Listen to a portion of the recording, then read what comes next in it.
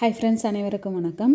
இந்த மாதிரி மழை டைமில் வந்து பார்த்திங்கன்னா ஏதாவது ஒரு சூடாக ஸ்நாக்ஸ் சாப்பிடணும்னு தோணும் டீயோட.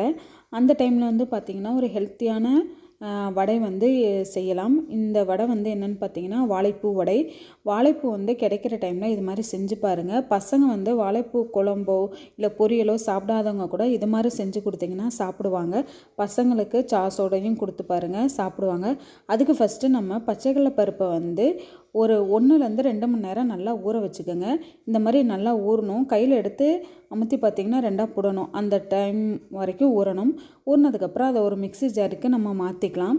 அதோட ஒரு 4-5 மிளகு வந்து ஆட் பண்ணிக்கோங்க. அதுக்கப்புறம் பார்த்திங்கன்னா கொஞ்சம் சோம்பு, நம்ம மசாலா வடைக்கு எப்படி சேர்ப்போமோ அதே மாதிரி எல்லாமே சேர்த்துக்கலாம். அடுத்து கொஞ்சமாக சோம்பு சேர்த்துட்டோம், மிளகு சேர்த்துருக்கோம். அதோட 2 பல் பூண்டு எடுத்து உரித்து சேர்த்துக்கோங்க. அடுத்து பூண்டோட இஞ்சி இருக்கு இல்லையா, இஞ்சியை நல்லா தோல் சீவிட்டு நல்லா கழுவிட்டு இஞ்சி துண்டு கொஞ்சம் ஆட் பண்ணிக்கலாம். ஆட் பண்ணிவிட்டு 4 வரமிளகாய், காரத்துக்கு தான் சேர்க்குறோம். இது ஒரு பச்சை மிளகாய், 4 வரமிளகாய் ஒரு பச்சை மிளகாய் சேர்த்துருக்கோம். அடுத்து பார்த்திங்கன்னா 1.5 ஸ்பூன் வந்து உப்பு, 1.5 ஸ்பூன் வந்து உப்பு ஆட் பண்ணிக்கோங்க.